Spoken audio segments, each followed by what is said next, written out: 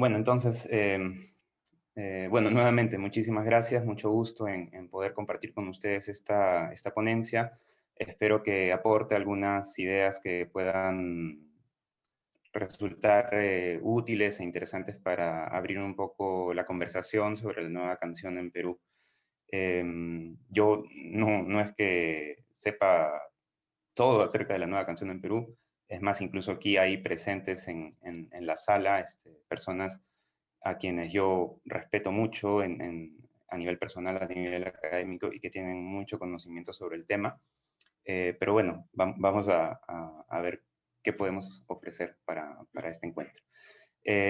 A la ponencia yo le he puesto un título un poco sugerente, es una frase: si esa es la nueva canción, me quedo con la vieja canción, con la eterna canción de mi pueblo.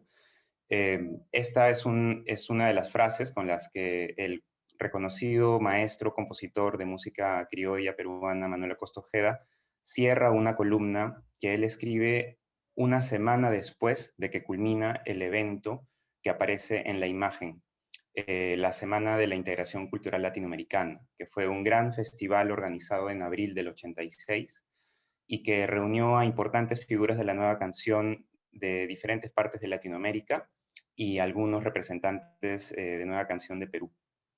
Entonces, pongo estos dos elementos un poco para marcar el matiz que quiero resaltar.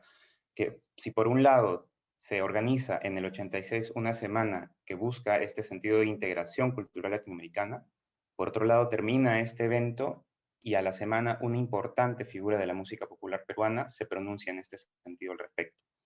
Y lo que evidencia es de que esa integración en realidad está atravesada por una serie de quiebres, una serie de contradicciones, eh, que están tanto en el ámbito de lo social, de lo político, pero también de lo étnico, y todo eso se ve reflejado en la dimensión musical y sonora. Entonces, pero antes de repente ir más específicamente a este episodio, quiero señalar o traer a colación lo que considero que son o fueron algunas limitaciones y obstáculos en el desarrollo de una nueva canción peruana.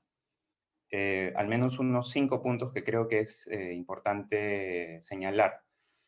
Primero, que la canción peruana, la nueva canción peruana, estuvo marcada por un proceso más bien de adopción de repertorios vecinos, no únicamente así, pero muchos de los grupos que se desenvolvieron dentro de ese ámbito recurrieron a eso, a adoptar una serie de repertorios de Argentina, de Chile, de Bolivia y adaptarlos con la misma estética a una práctica local. También una ausencia de referentes nacionales. Si bien no significa que no hubo grupos que protagonizaron una escena que sí tuvo un nivel de posicionamiento en determinados sectores, pero no necesariamente se convirtieron en grandes, así, enormemente reconocidos, digamos. Se trata más bien de un tipo de música, un circuito consumido por lo que se definió como una pequeña burguesía, como un sector de clase media universitario, y que en algunos casos se consideró también que lo que estos sectores buscaban a través de interpretar este tipo de música o de repertorios era tratar de buscar una esencia de lo peruano como una especie de expiación social por la distancia que los separaba con esa esencia auténtica. Entonces se configuró más bien una escena más periférica y fragmentada, no necesariamente un movimiento local y coherente. Y estos 5 factores yo los traigo a colación, no porque yo me los esté inventando, sino porque eh, ya en esa época, ya en los años 80 especialmente, había trabajos de columnistas, de investigadores y de intérpretes musicales eh, que estaban hablando y comentando acerca de estos puntos. Estos son 5 puntos o ideas fuerza que yo extraigo de diferentes columnas escritas en diarios como La República o expuestas por figuras como Nicomedes Santa Cruz en encuentros de nueva canción latinoamericana, eh, y también remarcados por antropólogos como Carlos Iván de Gregori en artículos. Entonces, son puntos de discusión que están dando vuelta ya en esos momentos, en los años 80 estoy hablando en este momento. Y sobre la base de esto, quiero ahora de repente ejemplificar un poco esos puntos de quiebre y de distinción. Y aquí me voy a remitir a algunas entrevistas que yo realicé más que nada para mi trabajo de tesis de licenciatura, en la que pude conversar con diferentes intérpretes que se formaron musicalmente en los años 70, 80, y que me transmitieron algunas opiniones acerca de cómo fue la nueva canción en ese momento aquí a nivel local, ¿no? Y de lo que yo pude obtener de eso fue que el circuito local de nueva canción estuvo marcado por categorías territoriales de distinción, que se basaron en el tipo de repertorio que uno interpretaba, en el estilo de interpretación musical que uno tenía, y también en las tendencias políticas, ideológicas que uno, digamos, enarbolaba, por así decir. Entonces, por ejemplo, el maestro Boris Villegas comentaba, ¿no?, que había grupos que más bien le criticaban a ellos, se refiere a él desde su práctica musical en un conjunto que se llamaba Pucasonjo, desde el taller de la canción popular, que ha sido un tema que seguramente mi colega y amigo Ignacio Ramos ha comentado en la ponencia del día de ayer, que también ha tenido que ver con la música, la nueva canción peruana. Le decían que eran chilenos, que tenían toda la corriente chilena, pero ellos lo hacían por política y nosotros decíamos que eran unos panfletarios. Otro maestro, Antonio Ceballos, comentaba, estos grupos de música de nueva canción jamás hacían música vernacular, rara vez en todo caso, y el formato que hacían los grupos de folclore latinoamericano era el que venía de Chile y de Bolivia, ¿no? El maestro Hinre Guevara, a diferencia de otras agrupaciones que surgían, Taquismayo e Intiñán se refiere a unas agrupaciones más a nivel de comunitario, barrial, tenían la efervescencia de la música latinoamericana, pero también de hacer música peruana o con esas intenciones de hacerlo. Entonces, se define hacia los años 80 ya un panorama de geografías musicales eh, que entran un poco en rivalidad entre lo peruano, lo latinoamericano, y cómo lo latinoamericano es básicamente un resumen de lo chileno, lo boliviano, lo argentino en términos de repertorio, en términos de estilo, ¿no?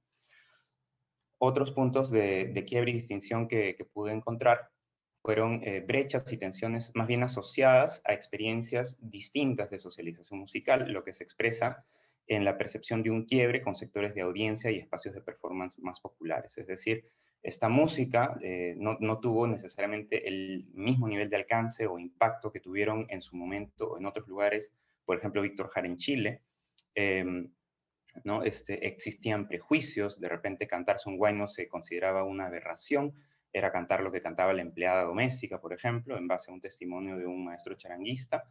Eh, y entonces también había una lectura crítica hacia lo político, ¿no? El intelectualismo, entre paréntesis, de izquierda, era muy revolucionario latinoamericanamente hablando, pero desde el punto de vista de afirmar lo peruano no era tan revolucionario.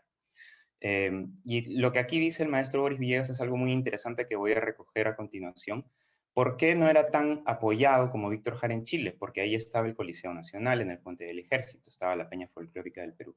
Lo que está manifestando el maestro Boris Villegas aquí, un charanguista reconocido en el ámbito local y nacional, es que la nueva canción se posiciona de cara a un panorama musical donde lo folclórico peruano, entendido como lo tradicional también, está fuertemente posicionado y vigente. Entonces, en vez de dialogar con esos repertorios y con esos intérpretes, más o menos como que termina compitiendo con ellos. Entonces, no logra ese nivel de masificación o de popularización. Y entonces aquí quiero poner unos puntos acerca de de qué depende entonces la sostenibilidad de la nueva canción en el panorama local. Y acá yo quiero agarrarme, digamos, de un trabajo de investigación que fue elaborado por Patricia Oliarte y José Antonio Llorens, publicado en el 84, acerca precisamente de la nueva canción en el Perú. De hecho, así se llama ese artículo. Lo publican en una revista en México y ellos en una parte del artículo hacen un resumen, a mí me parece excelente, acerca de cuáles son los factores que entran en juego para determinar que un movimiento de nueva canción cobre sostenibilidad. Y es qué tanta actividad tienen los artistas de vanguardia, qué tan vinculados con partidos políticos están, qué tanto impacta la coyuntura social en los niveles de difusión que logra alcanzar estos repertorios, pero ellos añaden un elemento que las fuentes que he comentado anteriormente al inicio no necesariamente remarcaban, y es el grado de heterogeneidad cultural. Dependiendo de estos cuatro factores, va, según para ellos, depender el nivel de arraigo popular y representatividad que puede cobrar en un país un movimiento de nueva canción. Y cuando ellos hablan de grado de heterogeneidad cultural, considero yo que ya a la dimensión social de clase que está atravesando la construcción de gustos musicales y patrones de consumo musical, también se superpone una dimensión de etnicidad y cómo a través de esto se constituyen también identidades musicales que, como comentaba anteriormente a través del testimonio del maestro Boris Villegas, entran un poco como en competencia, o por lo menos mínimamente no necesariamente dialogan entre ellas, ¿no? Entonces, y aquí, antes de mandarme un poco al frente, eh, quiero yo más bien hacer referencia a que para entender este grado de heterogeneidad cultural, tenemos que, para entender este grado de heterogeneidad y cómo eso incide en que la nueva canción no necesariamente logre ese nivel de arraigo o representatividad, hay que remitirnos a acciones precedentes a estas épocas, que nos remiten incluso a los años 50, a los años 60, y considero yo ahí que es necesario tomar en cuenta el accionar de algunas figuras, en particular la figura de José María Arguedas, desde su accionar como servidor público en diferentes instancias gubernamentales y las medidas que implementó con miras a reforzar la autenticidad de las prácticas musicales tradicionales y su representación en ámbitos escénicos. Entonces, José María Arguedas fue un etnólogo, antropólogo muy conocido a nivel nacional e internacional, eh, y él trabajó en múltiples oficinas del Estado por muchos años. Desde los años 40, primero en la Dirección de Educación Artística y Extensión Cultural, luego en la sección de Folclor, Bellas Artes y Despacho, que llegó a dirigir hasta el 52, llegó a ser nombrado conservador general del folclor, luego encabezó el Instituto de Estudios Etnológicos y finalmente llegó hasta la Casa de la Cultura, que es el antecedente directo a lo que hoy día es el Ministerio de Cultura del Perú. Y desde esos ámbitos, él estableció o promovió e impulsó acciones como las que se ven ahí. Una encuesta nacional de folclore trabajando de la mano con docentes, promovió el establecimiento de un registro para la inscripción de conjuntos y ejecutantes de música vernacular desde 1946, y ese registro se siguió haciendo hasta muy entrada la década de los 70 e incluso hasta los 80, cuando ya empieza a decaer debido ya a la masificación de las escenas musicales en torno a lo folclórico popular vernacular. Y a la par, junto con ese registro de músicos, también hace grabaciones en discos de carbón, de acetato, en cinta magnetofónica, ¿no? Y ya cuando Arguedas deja estos puestos, como les digo, incluso hay gente que retoma su labor. Pero aquí yo quiero compartir un par de documentos que me fueron facilitados por un colega mío aquí en Perú. Son documentos donde Arguedas informa acerca de, en este primer caso, este oficio número 38D del 13 de febrero del 51, dirigido a Enrique Baré, un empresario y propietario de un coliseo folclórico. Un coliseo es básicamente un espacio donde se presentaban múltiples agrupaciones de música y danzas peruanas, fundamentalmente andinas, y le informa a él que el director de la compañía Hatun Jauja ha puesto en conocimiento de la sección que dirige Arguedas que la señorita Ana Rosa Salazar se ha presentado en el Coliseo de su propiedad cantando temas cusqueños, lo cual es impropio porque la señorita es integrante de una compañía que interpreta danzas de otra región del país y que además esa persona no se ha inscrito como solista ni se ha calificado como tal. Entonces, sí, esto suena medio policíaco, pero es parte de todo un aparato a través del cual se trata de regular y se trata de alguna manera, ofrecer un marco de referencia que permita generar un amparo para los múltiples artistas que en los 50 ya están llegando a la capital y están empezando a dar presentaciones en estos espacios que en un principio no eran para nada normados. Entonces lo que Arguedas hace aquí es algo así como darle un jalón de orejas al director del Coliseo y le dice, oye, ella no está cantando el repertorio de su región, ella no se puede presentar. Pero a la par también desde estas instancias se generan labores de registro importantes, valiosas. Entonces, este es un informe que Arguedas dirige a su jefe cuando ya va a dejar el puesto de jefe de la sección de folclore. Y le informa que le toca entregar el puesto el 2 de enero del 53 y que le deja a su cargo el archivo de música folclórica de la dirección, le dice que está compuesto por 300 temas grabados en acetato y e inclusive recomienda a uno de sus empleados a que reciba un reconocimiento por la diligencia que ha tenido en contribuir al conocimiento de un aspecto importante de la cultura del país.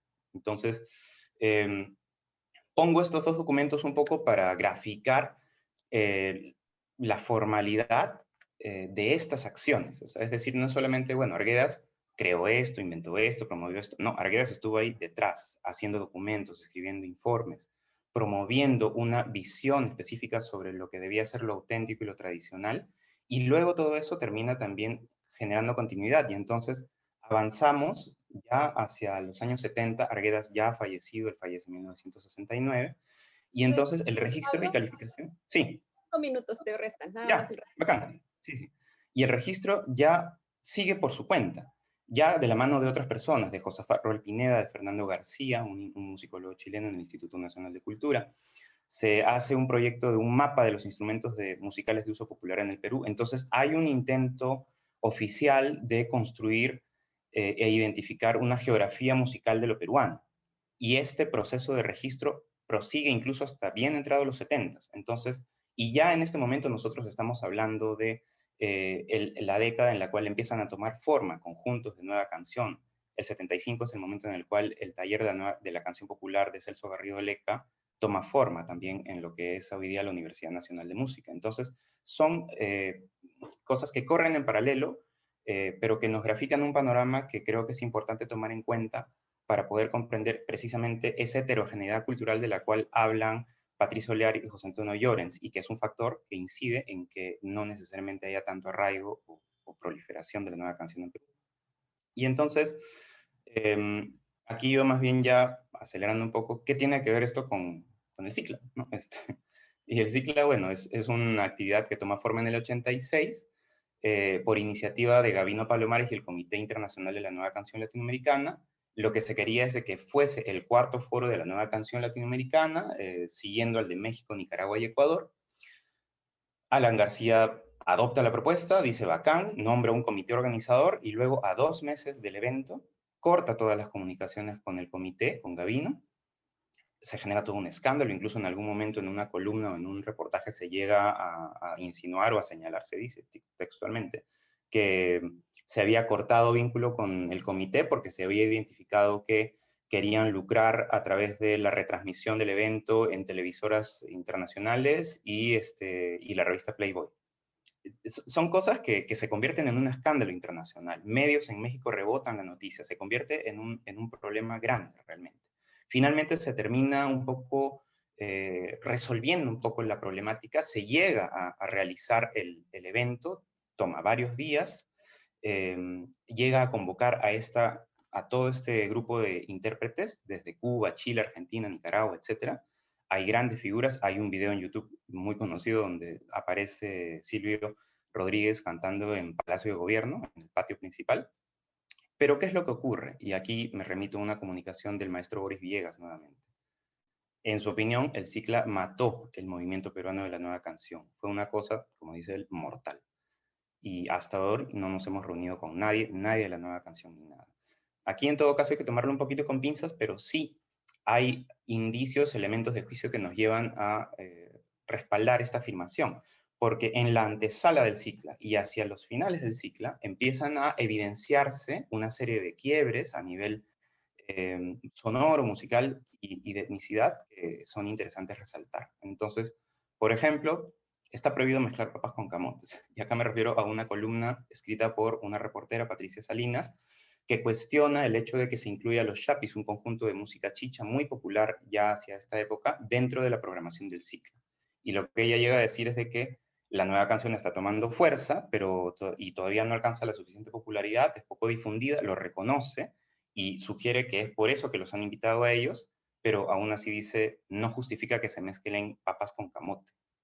Y entonces aquí la pregunta es, eh, entonces, según la opinión de medios especializados, una expresión musical que había sido forjada por el mismo pueblo no tenía cabida en la nueva canción o en un festival de nueva canción. Luego, el Centro Social Conima, un conjunto de sicuri formado por residentes del distrito de Conima en Lima, a través de la investigación que Tomás Turino está precisamente desarrollando en estos momentos y llega a entrevistar a los miembros, que son invitados a un festival, a un paseo, un desfile hacia el cierre del ciclo, porque parece que el gobierno se da cuenta de que no están dando mucha cabida a este tipo de expresiones más peruanas, populares, tradicionales, y lo que ellos le manifiestan a Tomás Turino es de que se sintieron tratados como ciudadanos de segunda categoría, como que los han arrinconado, les han dado ya lo ultimito, pero en realidad el énfasis está en la música profesional, especializada, lo comercial. Y finalmente lo que el maestro Manuel Acosta Ojeda señala, ¿no? En el Parque de la Exposición arrinconaron nuestro folclore. Y me recordaba cuando los niños botan a los mayores a la cocina para no aburrirse con guainos, marineras, mulisas, valses. Y él lo dice a propósito de que en este evento no se invitó a ninguna figura de la música folclórica popular, vernacular, que desde décadas atrás ya venían acuñando y difundiendo e interpretando repertorios con una carga de compromiso y una carga política, pero que pese a ello no había sido entendida, adoptada o aprobada como tal. Y entonces aquí quiero cerrar simplemente poniendo un par de párrafos en paralelo. El parte del tema Al compás de mi guitarra de Ernesto Sánchez Fajardo, un reconocido intérprete ancashino. Él dice: Pariñas y Toquepala, Talar y Cerro de Pasco, Comal, Capuno y el Cusco, sufriendo están ahí como yo. Despierta, pueblo, despierta. En mi ignorancia lo explico. Más ya no adules al rico y lucha por tu libertad.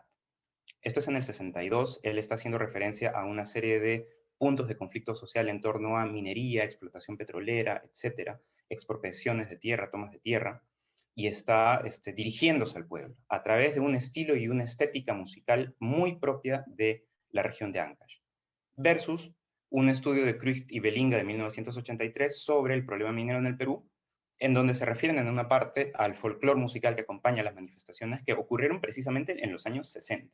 Y dicen: la naturaleza prepolítica del folclore se expresa en las canciones referidas a la situación de los campesinos.